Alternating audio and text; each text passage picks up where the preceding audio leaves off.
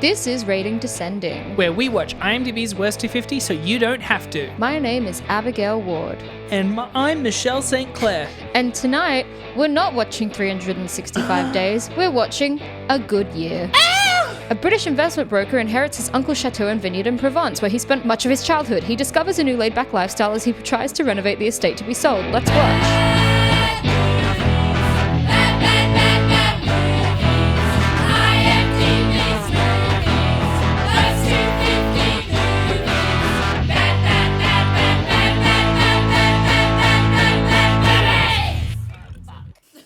Snack time! What's that? Snack time! What's snack time? It's so clear what snack time is. What is this? What do you mean, what is it? It is snack time. But I have something to talk about. Well, it's snack time. What the fuck? The one time I have something to talk about, you're like, snack time! Sorry, it's time for snacks. Michelle, a lot's been happening in the last couple of weeks. Yeah, we've both had some biggy weeks. Haven't been able to see each other as much as we usually do because we've both been busy and scheduling and being sick and what have you. My mum was sick. Everyone was sick. Fully sick. Fully sick. But something terrible has happened. Oh my God. Something I don't think you'd like to hear. Oh my God. I'm getting into the footy. Oh, who are you? Which footy? The AFL. Oh, What? I get that we're in Victoria now, but this is not the Abigail I knew. You know? Well, you know what? You part like of it golf? is? You watch the footy? You have a husband? I know. Who is she? Who is she? Well, part of it Yeah. is that I've moved to the west of Melbourne, and they have a team, the Western Bulldogs, originally called the Footscray Football Club. Right. And I'm feeling pretty loyal to my new area, my new hood. Yeah, you seem to be really taking a shine to it. I am, which means that I am now a Bulldog supporter. Wow. Listen, I wanna be crankier at your change, but this morning we were talking about how I went to the gym. I have gym gloves. Anything can having happen. Protein water. I've had quite a rough year, right?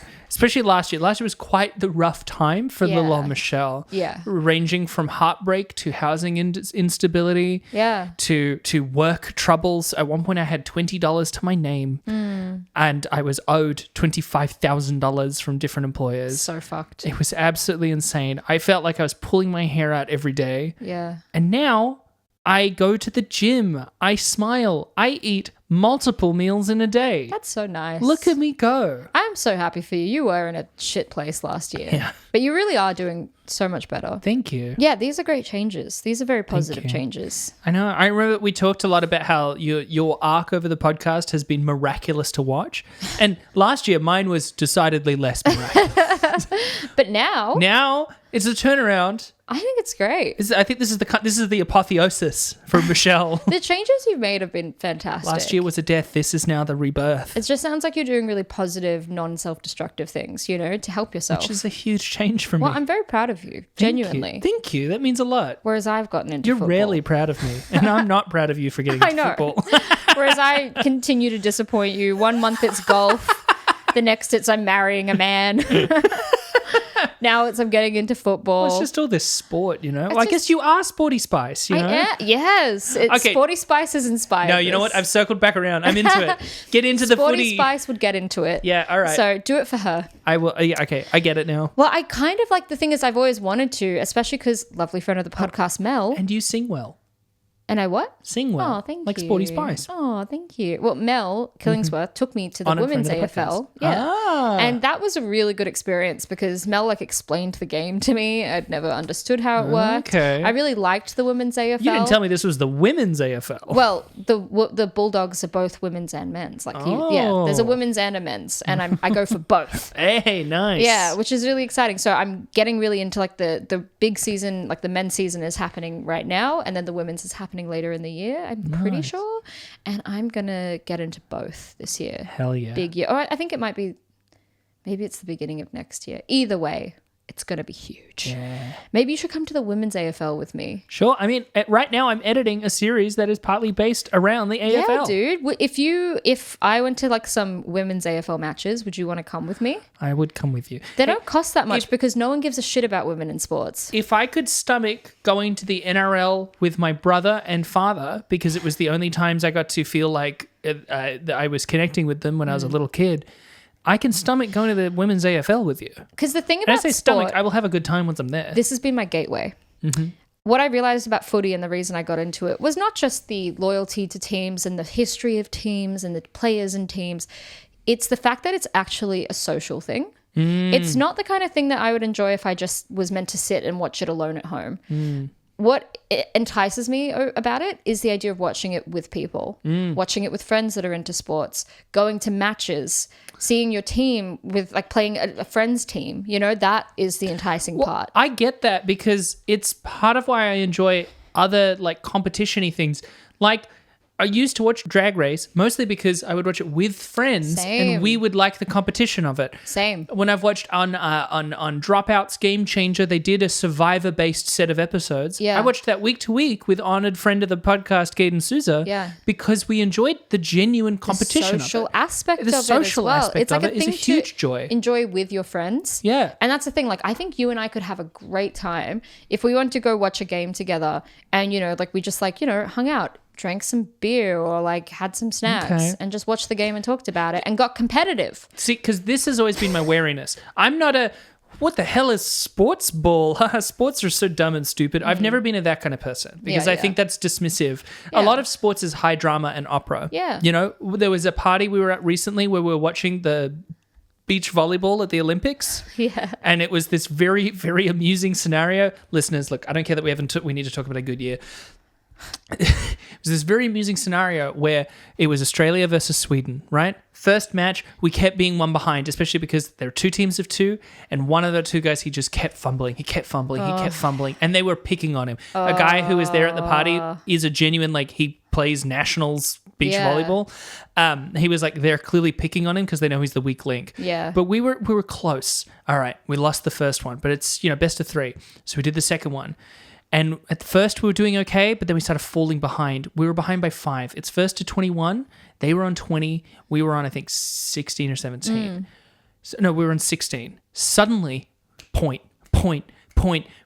We were just dominating in this way. We got up to 20. Now it was here, 2020. We had the comeback of the century. That's when you arrived at the party. I described all of that, what was happening. I remember. Really laid it You're up. like, this is really intense. Really this is the exciting. situation. I was like, whoa. And then we went looked at the screen in anticipation, and then he went to serve the ball, and it hit the net, and it was done. It was over. It was fully over. It was fully over because of a mistake that I would make. It's pretty funny for me. I just heard the scenario, and then it was over. Yeah, that's Just the like thing. that. The excitement and the anticipation is also a massive part of it. And right now, like my team, the Bulldogs, they're very working class underdogs. Yeah, the true okay. Well, underdoggies. then I could go for it. Yeah. Yeah, and if you find a team that you love and identify with and actually can barrack for, you become so invested so quickly. I see. I get it in the sense that I guess in Sydney, I never felt that much affection for my area. And really, Sydney has 2 teams in the AFL, right? Sydney and like Greater Western Sydney. The closest I came was with the NRL. I used to live around with the Manly Sea Eagles. Yeah. Quite a big, notable team. And then I stopped caring about it. What I was going to say with the AFL, you've got 2 Sydney teams. And my problem was that I thought I would get into the AFL by going for a Sydney team. Yeah. We are from Sydney. I was like, I'll go for the Swans. I loved the Swans when I was like 10. Big Bad Barry Hall. Big, bad, bustling Barry Hall. And he has a third one? I know. Oh, my God. So greedy. But when I tried to watch it this year, I was like, oh, they're jocks. They're jocks. I hate them. And they're doing really well. They're not underdogs. They are like overachievers. They are dangerous as a team. When you talk about the social aspect of it, this has been my problem, is that I like it, but it doesn't seem like a social scene that I, to be honest, often don't feel safe in. Well, yeah. I understand. Continue. Well, what I was going to say... I can see you're building to a point. Yeah. What I was going to say with the Swans is that I couldn't barrack for them, so I couldn't get into it. Yeah. And I had to find a team that I actually felt a connection to and an affinity to and a pride to go for and a loyalty to. And once I did, I was in. And so what I'm saying is that if you get into the AFL, with the men's leagues, I don't know who you'll go for, but with the women's leagues. Okay. There's one right here in your neighborhood. And I'm not going to say who it is because then people know where you live. But you have a very good team. Okay. Here. Okay. And then you and I have a rivalry. Exactly. And then we can like My team versus your team. fight with each other. Yeah. We'll fist fight in the parking lot. Hell yeah. I just think once I realized... I'll kill you. I'll kill you. Don't remind me. The thing that... Truly... The thing about it as well is that I know this sounds really basic, like everyone understands that it's a social thing, but for me, this is new. No, I get it. I totally get it. It's also different when you feel it. Yeah. It's a thing that I know intellectually, but will feel different. Like if I go and I get it, I'll start saying to everyone, it's social. Yeah. It's social, as if I'm saying it as new information. I know. And they'll be like, yeah, man. But yeah, later in the year, women's AFL. Okay, yeah, let's do it. Yeah? Let's do it. You and me, baby. Yeah. Shakas, brah. Yeah. Anyway, this week, in light of the men's AFL, on top of that, God, I've forgotten how to segue. Hang on. You never knew how. Speaking of this year's round of AFL, tonight we're watching a good year because it's a good year of AFL. Okay. Elaborate, but good. No, hey, Abby, stop crying. No, it was good. It was good. And you got so far. In the end. It really did matter to me. It was terrible. It was a bad segue. No, it mattered to me. I thought it was fine. Thanks, man. I thought it was fine. Well, we watched a good year. Finally. Yeah, I mean, because we referenced it. I want to just say 365 Days sounds like a movie that was wall-to-wall sexual assault. Yeah, and so you told me a while ago, like, hey, 365 Days, I think your housemate told you, like, oh, that's like it's a really weird film. And I was like, oh, I should look it up beforehand. And it seems to, and then when you said that, I looked it up too, and it seems to be about a woman that's taken hostage and is like raped. Yeah, and it's just... And then she loves him. We've remarked before that something about Besmois and Human Centipede, both individually but also being so close together, really shifted how we did the podcast. Yeah, we're meant to, at a certain level, as much as we complained last episode, it wasn't like we disliked it because it crossed a line. We disliked it because it was boring. We joke about the masochism of it all, but we do genuinely want to protect our brains and feelings. Especially, it would be an episode where we're just angry the whole time, and that won't be entertaining for the listeners. Exactly. Whereas a good year is something we've wanted to do for a long time. Yeah. It's the perfect place for a bonus episode, really. Yeah. Without having to do a bonus episode. Especially because it was our 4-year anniversary quite recently. Yeah. Happy anniversary. Happy anniversary. Wow. We wanted to do a bonus episode for it, but like I said, I was in Sydney, you were sick, and so we just... Now it's this. Yeah, now it's this. It's belated, but it's this. And I'm really happy that we're doing a good year, Me especially too. because we always, obviously, every fucking episode, 5 is a good year. That's how we rate. And I really wanted to see if it was a fair assumption. Mm-hmm. Right off the bat, Michelle. Yeah. Do you think we've been fair? I think my takeaway when watching this, I was fucking right. Yep. I was fucking right. I think we were dead on. Yeah. And a good year is just a 5 out of 10. It is a 5 out of 10. Perfectly fine. Perfectly nothing. It doesn't do anything wrong. It doesn't really feel like it does much that I care about. It's like you watch it and you're like, well, I can't fault it, but I don't care. I don't like it, but I don't dislike it. It's a good-looking movie because Ridley Scott's a good director. It's like watching smoke. It evaporates the moment it leaves. Exactly. But the moment you touch it, it's like the veil shimmers away. Yeah. And it's just nothing. Exactly. Because it's a good-looking film. It's got Russell Crowe, Marion Cotillard. It's a statue made of smoke. Yes. It's got great actors, great location. But the plot is so overdone. It's a lot of montages to pop songs. It's too long. It's 2 hours when it could be an hour and a half. It's so thin plot-wise too. Plot-wise, there's nothing. There's nothing also, of substance. Do you feel like this was part of that? There was that weird era in the 2000s where Marion Cotillard started to be in American movies and every single time would really phone it in. Phone it in? In this? In, like, absolutely. I just find her charming in The everything. Dark Knight Rises. I find her charming in everything. I find her, like, even in Inception...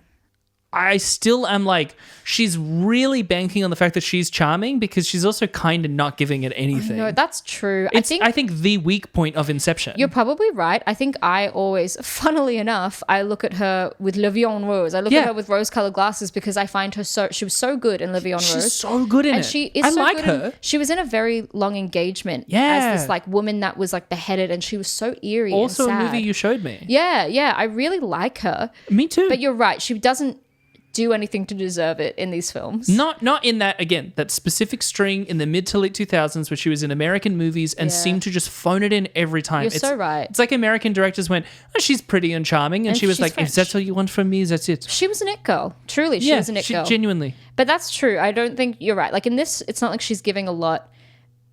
It's funny. Her character is so shallow. Really, she just challenges him and he's like, she's fantastic.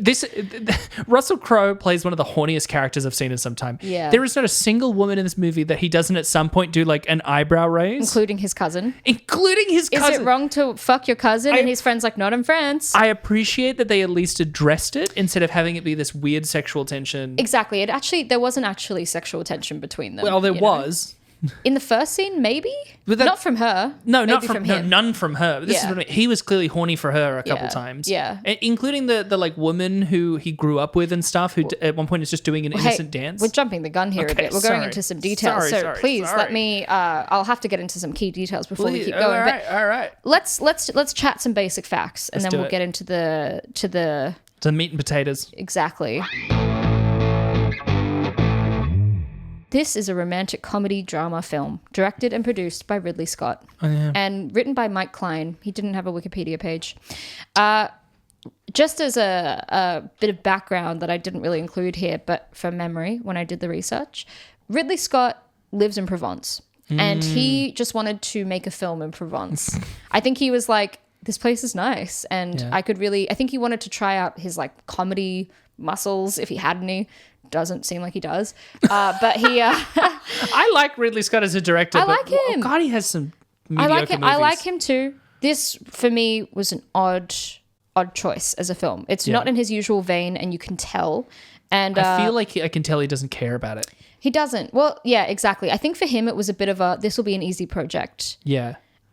Nothing compared to his post Tony Scott death movies where he's clearly making movies raging at God for the violence that he wreaks. This is outside of his usual, scope, and it doesn't feel right. That's the problem. I would say that Russell Crowe is quite charismatic in it. Yeah, but he's annoying. Fully. He's an asshole, obviously. He does it quite well. He's very charismatic. That first sequence, I mean, we'll get to it, but the whole Good Morning Lab Rats, the whole trailer, which was the front of a VHS that I had, I don't remember which one. I've seen it so many times, that trailer, and that Good Morning Lab Rats sequence is so fundamental part of it. And I will say that it's clearly the best sequence in this movie. Yeah. It's kind of perfectly directed. It's the bit that's not in France. As soon as he goes on holiday.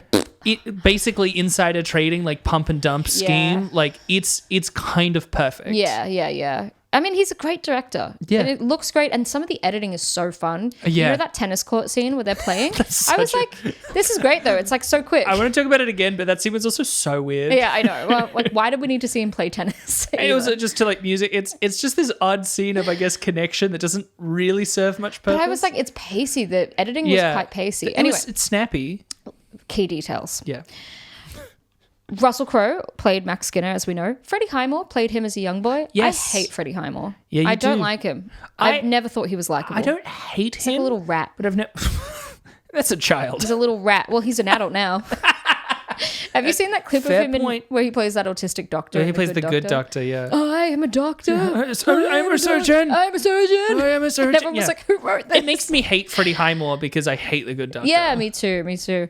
Albert Finney played Uncle Henry. Great voice. Finney's great. His voice is immaculate. I will say, every scene between young Max and Albert Finney is so pompous and pretentious. Oh, yeah. A good wine, books. It's like, yeah, I get it. You had this idyllic childhood in the French countryside with your uncle. Yeah. But like people aren't really like that. Anyway, Marion Cotillard as Fanny, Abby Cornish as Christy Roberts. She was pretty good. She was fine. Yeah, she was better than I expected her to be when she showed up. She was what she needed to be in the movie. It's just that the movie doesn't. I've never really gotten the Abby Cornish hype either.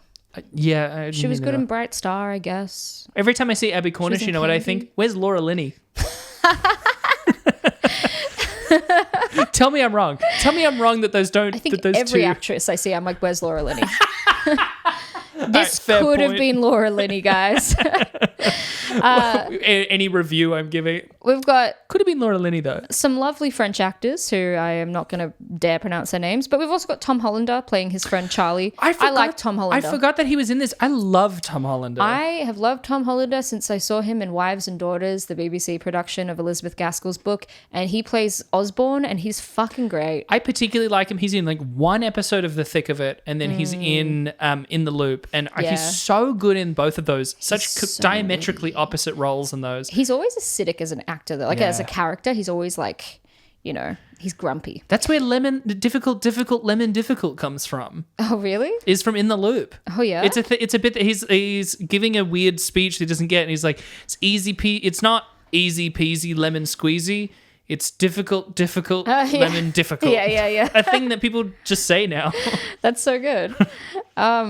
We've got Archie Punjabi playing Gemma, and she was in Life on Mars, my favorite. Daniel Mays Yes, played that's where the she's doorman. from. Yeah. And Rafe Spall. Yes. Timothy Spall's son played Kenny. I every time I see Rafe Spall in a thing from like the 2000s, I'm like, look at him go. Yeah. I know Look at him go. he's technically a nepo baby, but I feel like he like really was in the trenches I think in he's bit great. parts. He's a nepo baby, but he's fucking talented. Because he didn't land straight in lead roles. No, he he didn't. really had to work He his way did. up to He them. did. He wasn't a lead at the first at all. Also, this film was made in 2005. And it's funny because it's very alarming. When I first saw it, I was like, clearly it's wrong, because I forgot that this is not in our list. Has 6.9 stars on IMDb. That's crazy. I know. But I would make the argument that on IMDb, a 6.9 is functionally how we're treating a 5. Exactly. 6.9. If I saw a film had 6.9 stars, I would think, oh, so it's bad. So I would say it's perfectly mediocre. Yeah. You know? Okay, here's the overview. Max is a successful but arrogant trader in London. Following the death of his eccentric Uncle Henry, Max is the sole beneficiary of Uncle Henry's French property. He travels to Provence to sell the property. Max falls into an empty pool and meets Fanny, a local cafe owner. I couldn't be bothered explaining the whole story of the pool. Yeah, that's fair. Who fills the pool for him to get out. He misses a meeting with his boss because of this and is suspended for 1 week. A girl called Christy shows up and claims to be Henry's previously unknown illegitimate daughter. Max becomes enamored with Fanny, who is rumored to have sworn off men and successfully woos her. She won't get attached, knowing that he is going to sell Henry's property and return to London. He does so, but immediately invalidates the estate's sale because he feels guilty. He puts his London residence up for sale and returns to Provence, entering into a relationship with Fanny. Christy lives with them as a winemaker and the true inheritor of the property. Yeah.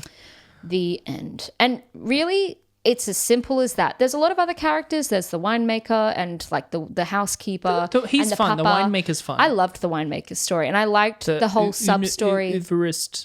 Sorry? He has like a title, a real title. Unerist. Oh, ownerist. Like Ownerist. the people that wine specialists or whatever. I liked his story because he's a winemaker on the property and he is passionate about his vines and his leaves, and he hires a fake ownerist to come and say, these vines are terrible. They're That worth guy was nothing. great. That was a funny scene. That was actually really funny. He's like testing the soil and being like, this is shit, this is garbage. But it turns out that winemaker and Uncle Henry created a very rare vintage of wine. Illegal vines. Which Okay, so this is they one didn't of, want to pay taxes on them. this is one of my big problems with the movie. When I was a kid, when I was a child, because I watched this movie a bunch as a kid. That's why it was in my mind. I watched it in the cinema with my mum. Oh, wow, I didn't know you watched it in the cinema. And that's why I have such clear memories of A Good Year, is that my mum took me to see it and both of us walked out being like, that was crap. I didn't realize was we 10. both actually had childhood connections. Yeah. I remember walking out of the cinema and even as a kid, I could tell that was shit. My mum also kind of liked this movie, but she also kind of liked Under the Tuscan Sun, Yeah. which I think is my mum likes Under the okay. Tuscan Sun, but she hated A Good Year. Well, Under the Tuscan Sun, I think, is more charming. Yes. Even though I think it's, quote, worse made. I think they're both the Right? same stupid tacky genre Right. of like, But, like, white person you can in tell France or that this is Italy. directed by Ridley Scott versus Under the Tuscan Sun, and yet that movie pulls it off better. Yeah, I think Right? that movie does have a bit more warmth because she's a divorcee and she's trying to Yeah. put her life back together. Whereas this guy's a millionaire who has to decide between giving up his millionaire lifestyle in London and accepting a millionaire lifestyle in France. Yeah. Because he's not poor. No. Anyway. Well, so when I was a kid, though, because it's a bit earlier, which I didn't realize was earlier, where Abby Cornish points out with the back area, which is, they keep talking about, like, that's just the garbage weird vineyard. She's like, oh, but the limestone rocks will hold heat to keep the vines warm through the night, which is meant to be foreshadowing that there's something with this area. They kind of know what they're doing with this. And, there's a couple of times they drink the house wine and it's shit. But they drink that wine and they're like, that's actually not too bad. And then there's the bit at night where, before he's going to sell the place, where he talks to the wine guy. And then the wine guy talks about these are illegal vines. Now, as a kid, I thought that was a scene where it was almost like a twist reveal of actually here is where we make the really good wine and the good grapes. Yeah. And we're doing a whole plan. And then when I watched it this time, it felt like they didn't explain that. No, you got it as a kid. Okay, yeah. Those are the vines they make the really good wine out of. It's just that it is What is illegal an illegal vine? because it hasn't been registered to the land. They don't want to pay taxes on it. They're like moonlighting with a different wine label. Did they say that? No. You But they just know explained that? what garage wine was. Oh. She talks about garage wine must of have like missed that. smaller vineyards, smaller crops, bigger prices, and a lot of the time it's done illegally. Right. So it's a thing that happens in France quite a lot, and the idea is that Uncle Henry and this man had collaborated and made the best wine in Provence. Okay. Yeah. I think I just missed. It was Abby Cornish was talking about the garage. Okay, Yeah. I think I missed that bit on the rewatch, and then I was It's like, "Where did I fine. miss it?" But as a Yeah. kid, I clearly got it. It's weirdly nuanced about like winemaking in Provence. So there's a It's kind of romance to it in that underexplained. respect. Yeah. But the thing is, I've been to Provence. Thank you very much. Wow, the bit of France that for a while Italy kept going, "No, this is Italy." Yeah. And you know how they have their own language, like Provençal? Yeah, It's like a different dialect of French, there's like isn't it? Apitan and Occitan Yeah. and Italian all mixed Occitan. together. Occitan. Occitan, Apitan, and Italian mashed into one space. Provence is really beautiful and really special. And I feel like I do understand the romance of wanting to make a film set in Provence.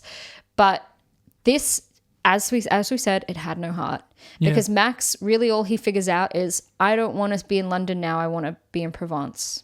And I'll give this property to his, Henry's illegitimate daughter. Well, the turning point is the painting. There's the Van Gogh painting that Marion Cotillard has in her cafe that she always looks at. Yeah. And then he's talking to his boss, who turns out is not mad at him. He's like, we'll give you $1 million payout, well, millions plural. Or make payout. you a partner. We'll make you a partner. In his 40s? That's crazy. As his assistant explains to him, that's crazy. That's insane. And he has a facsimile of the Van Gogh in his room, but he has the real one in his vault. Yeah. And so then Russell Crowe asks, like, do you ever go down and look at it? Do you just like stand in its presence? And he's like, what do you mean? I appreciate that we don't have it continue on from there of like, no, I never looked like really, you don't need to hammer it home. Yeah. It's one of those turning points that this is what I mean about it being perfectly neutral. It's not that it doesn't work. It's that I don't care. It's perfect on paper. Yes. And yet I feel nothing. That's what I mean. It should fully. work. It's and yet a I'm like, shroud. It is a shroud. It's a thing. mirage. A glimmer. Yeah. It's not. Yeah. It's a mirage of feeling and emotion. Yeah. Someone that has actually never experienced one wrote it and was like, "This is how people feel." This is like it's structurally perfect. So it's like if you made a roller coaster on paper, and then when you and so you look top down and you're like, this is perfect, and then you go to the side and it turns out you're just driving on a road. Yeah. And you're like, well, that's not a roller And coaster. truly, the film isn't good for plot, and it's not good for feeling, and it's not good for romance. What it is good for is if you're in a Provence mood and you want to get in the mood more, you put it on in the background. That's the kind of viewer that I can be sometimes, and so can my mum. Where and it's you want like, to hear some 2000s hits? Yeah. It's like A lot of pop songs. Exactly. It's this kind of thing of, I'm not here to watch the film, but I am here to take the atmosphere of it, which is beautiful Provence, beautiful red wine. Yeah. That's it. That's That's everything about it. I said it before, I think the opening sequence does hook you in a little. It does. Because I think, like I said, that first 5 minutes is, I think, genuinely kind of a perfect sequence. If more of the movie was like that, I wouldn't give it a 5 out of 10. Yeah. Yeah. And I also think a lot of the rest of the movie would fall flat on its face if it wasn't for that. Yeah. Because it really buys you into Russell Crowe's character. Definitely.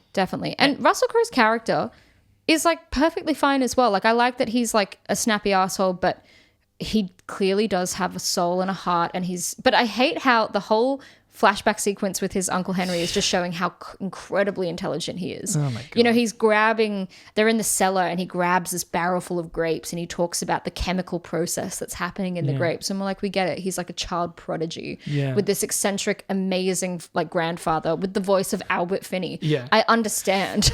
He's meant Also to be a genius and he's never faced adversity in his fucking life. He's a genius with wine. The conclusion is not that he makes wine. It's that other people make wine that he owns. Yes. Like, yeah. Come on. Also, like, I think part of the problem is the conflict is too understated. Like, one of the sources of conflict, like C Story, is that his main number 2, Rafe Spall, while he's away, we hear on the phone from I forgot her name. Gemma. We hear from Gemma. She's in something else. I think she's in an episode of New Girl or something. She's in Bend It Like Beckham. Of course. She's the older sister in Bend It Like I don't understand why she has like an Indian accent considering she has a Cockney accent in real life. Like, why did they make her do it? I kept thinking that. I was like, why? I know she talks like this. She's got like a Cockney accent if she wants to, or she just talks really formally. Like her natural accent is a BBC accent. Why did they make her put on an accent as Gemma? It is an interesting choice. Because she looks like a very savvy Londoner. Yeah. What was the point? Maybe I kept thinking that the whole diversity? time. I don't know, man. So anyway, Gemma's on the phone and is like telling him, Rafe Spall is taking credit for your big idea because you're not here. He's playing the game politically so that he can clearly gun for your job, and points out it's like, that's how you took your boss's job. He went on vacation for the first time in 15 years. And then you took his job, And the way he then resolves that is then he gives Rafe Spall intentionally bad advice, knowing that he'll take the credit for it and then get fired, which he does.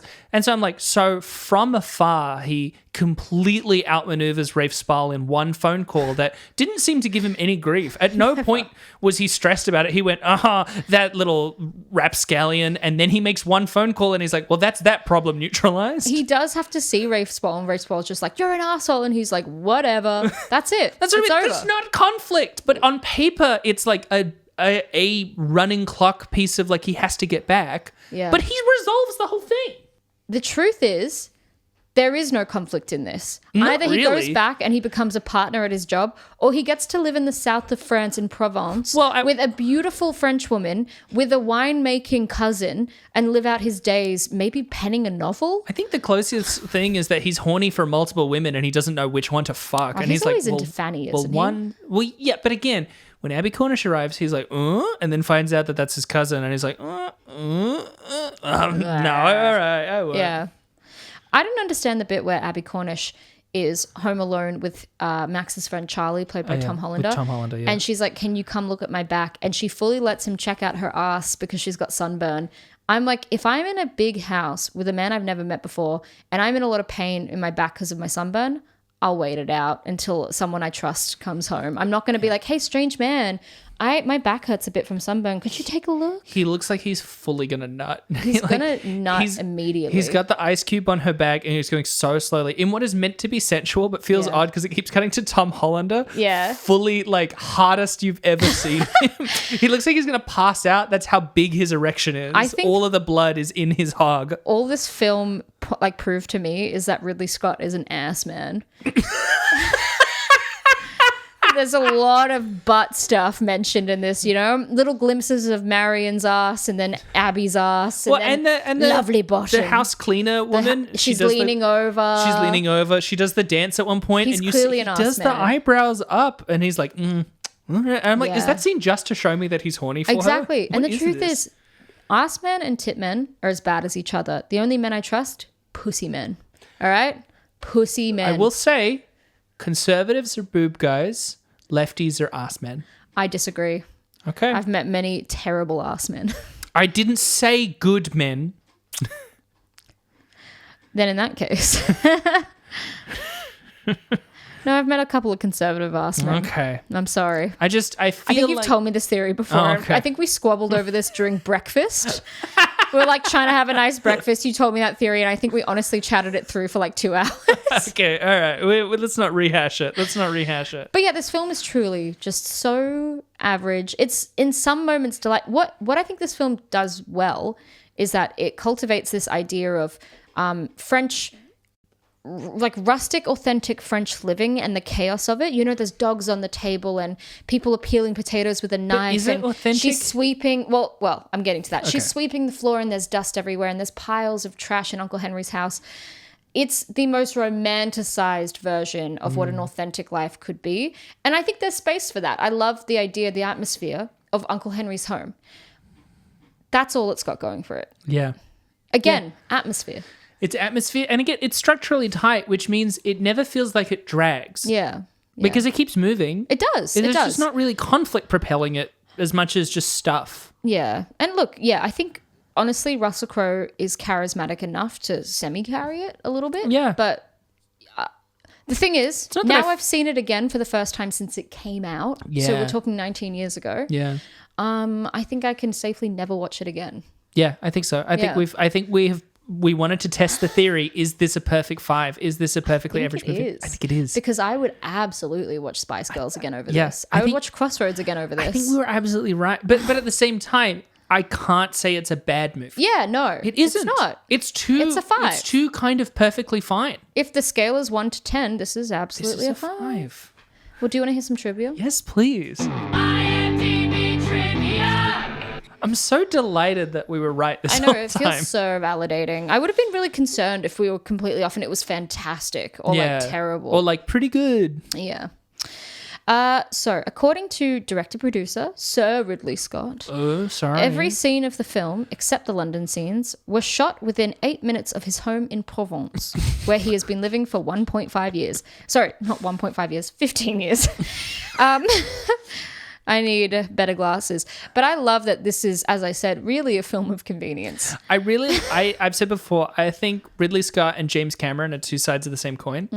And that coin being cranky old men and the two sides of it being how well they pull it off. Yeah. James Cameron is a cranky old man who every time he says something, you go, fuck, you're right. Yeah. Ridley Scott is like real scattershot with whether, but they're always arrogant. And half the time I'm like, you dog. You dog. Yeah, I shot this, I'm going to tell you right now, within 8 miles of my home. I Yeah. didn't want to go anywhere else. And Yeah. I'm like, fuck yeah, man. Fuck yeah, man! You do that, Do your and best. honestly, like I don't think anyone on the set were complaining about being in Provence. Yeah. Like it would have been magical. When I went to Provence, it was 2013, and it was incredible. We stayed in Avignon, and my mum would hire a car, and we would drive around to the little towns nearby.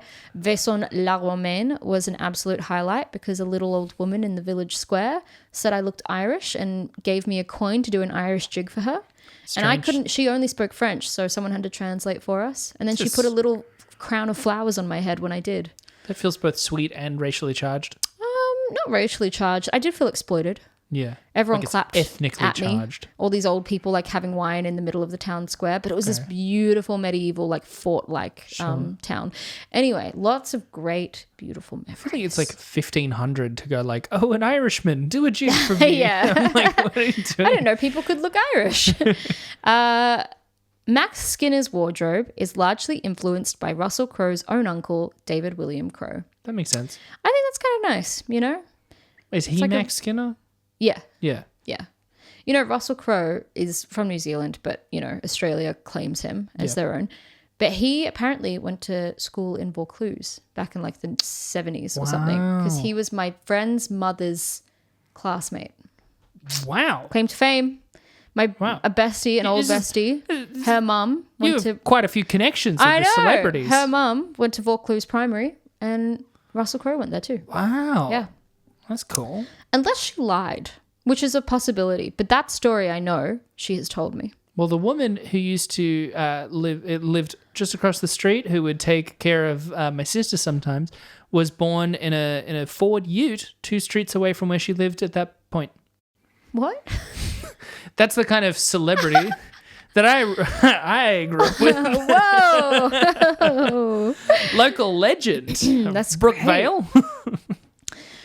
When he is inspecting the vines on his first day in Les York, Max takes some dirt in his hands, rubs it together, and inhales, only to discover it is chicken droppings. This is most likely a spoof of Russell Crowe's previous performance in Sir Ridley Scott's Gladiator, where Maximus Decimus Meridius, before fighting a battle or a duel, would rub dirt through his hands and inhale. which I think is kind of funny. I like the idea of that being a callback. Yeah, that's fun. Max Skinner, while driving in France, twice taunts road cyclists by shouting Lance Armstrong, the name of the American racing cyclist who won, and his title was taken away from him. I love that trivia because we all know who Lance Armstrong is. Yeah, it's. Do you want to hear some reviews? Yes, please. Reviews! I've got a few critic reviews, and then I've got some goodies from IMDb. On Rotten Tomatoes, this film has 26%, which isn't too bad.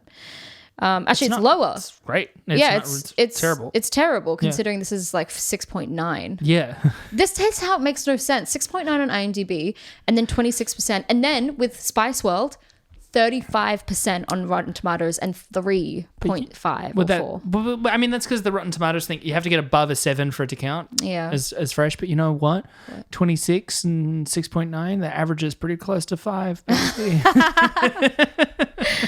The site's critical consensus reads, "A Good Year is a fine example of a top-notch director and actor out of their elements, in a sappy romantic comedy lacking in charm and humor." In Variety, Todd McCarthy wrote that the film is a oh my God, I don't know how to say this. Divertisement Okay. that is easy to watch, but doesn't amount to much. Stephen Holden of the New York Times called it a 3P movie, pleasant, pretty, and predictable. One might add piddling. Writing for the Los Angeles Times, Kenneth Turin said, "The fact that we know exactly what will happen is not what's wrong with A Good Year. After all, we go to films like this precisely because the satisfaction of emotional certainty is what we're looking for," which is true. That's a good point. What we're not looking for is a romantic comedy made by individuals with no special feeling for the genre who stretch a half hour's worth of story to nearly 2 hours. That's a great point. If it's meant to be a romance or romantic comedy, it needed more romance. Exactly. And it had and it needed more comedy. Too much finagling about the estate. I think the closest thing this movie has to an iconic scene is where he falls into the pool. I based that partly on that's very prominent in the trailers, right? I always thought the most memorable bit was when Marion Cotillard she falls off her bike. Because I remember that in the trailers. Sure. That was like a big thing. I guess that him falling into his pool to me feels like, to harken back to Under the Tuscan Sun again, the washing machine hit by lightning. Yeah, right? Yeah, it's its equivalent. I getcha. It kind of needed more of that to be a full romantic comedy. Yeah. Without that, it's mostly him out playing Rafe Spall, like whatever. It needed more charm, frankly. British critic Peter Bradshaw wrote in The Guardian that it was a humorless cinematic slice of tourist gastro porn. Here's an IMDb review left by The Parent 9. It's a 1 out of 10 review called "So Boring I Quit Halfway Through." Wish we could. London banker Max, Russell Crowe, inherits his uncle's, Albert Finney, vineyard in Provence, France, where he spent many childhood vacays. A CA woman tells Max she is his lost long... Sorry, what's a CA woman? California? It must be. A CA woman. She's from California. Tells Max she is his long lost cousin and that the property is hers. Found something else to watch halfway through. It's so funny if you didn't finish to also describe the plot. This is what I remember. Here's a 4 out of 10 review left by Parker 530941 called "A Cliched Year." Weak storyline. Been there, done that. On the whole, a cliched movie. It's set out like a poem. Yeah. The acting was reasonably good. I found the movie boring. You might like it. You might not. 4 out of 10. And here's the last review, left by Simon_Ek23, called "Nice Colors." 5 out of 10. A really, really rich investment banker is faced with the choice of remaining a really, really rich investment banker or rejecting that life in order to merely become a really rich wine grower in the south of France. This is presented as an existential crisis. Other than that ridiculous premise, it's an entertaining film. 5 out of 10. Jesus. Well, I think I know your review, Michelle. Well, it is pretty average, as we said. I want to fault it more, and we have pointed out faults with it, but like I've said, the structure's tight. The performances are ranging from strong to okay. Yeah. The direction is perfectly adequate. Yeah. I think, if anything, this movie is a testament to how hard making a good movie is. Yeah. Because this is a movie that ticks so Should many be boxes. good. It should be good, and Wouldn't it just you be isn't. disappointed? Like, you would watch it and be like, what the fuck am I missing? It's so hard to make a movie like this. Yeah. And yet it still isn't very good. Yeah. Like, that's how hard it is to make a good movie. That all being said, I do think strongly, deep in my bones and deep in my heart, this is a 5 out of 10. I agree. 5 out of 10. Hell yeah. Hell yeah, We've been baby. saying it for years. This feels like when we both gave The Room a 10. We're just on board here. Yeah. We're just locked Feeling in. good. Locked Feeling in. good. I'm locked in. Friday night, locked in. I don't say that. Well, that felt great. And if you want to feel great, you should totally find us on social media because we're there. We're on TikTok. We're on Twitter at RateDescendPod. We're on TikTok at Rating Descending. And you can also, if you feel like it, email us at ratingdescending@gmail.com. You can also find me on my own social media. You can find me on Twitter and Instagram at michelle.stclair. Or you can also find us on YouTube now. We're under Rating Descending. After all that, you can leave us a review wherever you get your podcast, because you know what? It really makes a difference. Well, Michelle, that was a good year. And that was validation at its finest. Yeah. What are we going to watch next week? Oh, next week we are watching Dumb and Dumberer When Harry Met Lloyd. I've seen this. Me too. Yeah, I I've watched it seen when it. coming home from like a school trip or Oh, something. really? I hadn't seen Dumb and Dumber, so I was like, oh, whoa. It's so bad. And the fact that they replaced Lloyd. Oh, didn't they replace Jim Carrey? Oh, And it's isn't it? yeah, they're both You different. can't tell me Jeff Daniels No, is in no, this. they're not. And The D-Man can't possibly be in this. Man. But yeah, I remember I got it. I rented it from Blockbuster back Yeah. in the day. Wow. Yeah. Wowie, I'm a big wowie. Dumb and Dumber fan, Ah. but not a. Just in your life? Or so what just movies do you a like? movie. Dumb and Dumber. Ah. Okay. Not a good year. No, not a good yeah. Well, that's exciting. Can't guess. wait. I Can't- guess. Can't wait for it. If this list needs anything, it's to get Dumb and Dumberer. That's right. See you next See week. ya.